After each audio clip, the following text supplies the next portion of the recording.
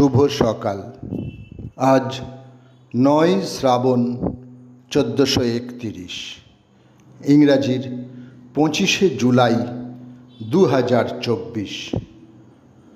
বর্তমান উত্তরাখণ্ডের নৈনিতাল অঞ্চলে ২৪শে জুলাই ১৮৭৫ জন্মগ্রহণ করেন একজন ইংরেজ শিকারী জিম করবেট। তিনি শুধু নামকরা শিকারীই নন, ছিলেন একজন বিখ্যাত পরিবেশবিদও। তাঁর নামেই উত্তরাখণ্ডের জিম করবেট ন্যাশনাল পার্ক গড়ে তোলা হয়েছে। আজও জিম করবেটের কিংবদন্তিগুলো শুধুমাত্র কুমায়ুন বা গাড়োয়ালের মানুষদের হৃদয়ের নয়, বরঞ্চ সমস্ত বিশ্বের মানুষের মনেই অম্লান হয়ে রয়েছে।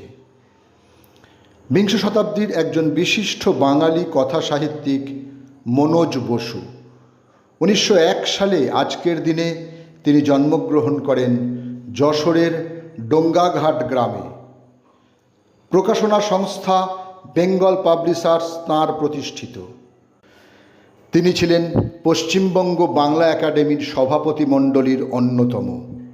১৯৬৬ সালে নিশি কুটুম্ব উপন্যাসের জন্য ভারতের সাহিত্য সম্মাননা সাহিত্য একাডেমি পুরস্কার লাভ করেন তিনি।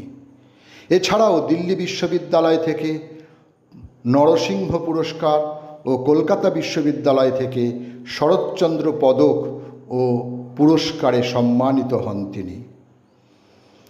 ২৫শে জুলাই ১৯২৯ আসামের তেজপুরে জন্মগ্রহণ করেন ভারতীয় বাঙালি রাজনীতিবিদ ও ভারতীয় সংসদের নিম্নকক্ষ লোকসভার প্রাক্তন অধ্যক্ষ সোমনাথ চট্টোপাধ্যায়।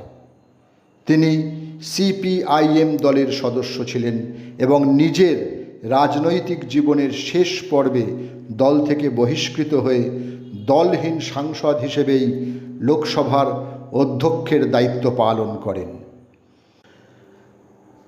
একাধিকবার পুরুষ নিষ্ঠুরতায় বলি হয়েছিল যে ভারতীয় নারী এবং নারী অধিকার কর্মী, পরবর্তীতে ডাকাত এবং রাজনীতিবিদ সেই ফুলন দেবীর আজ মৃত্যুদিন।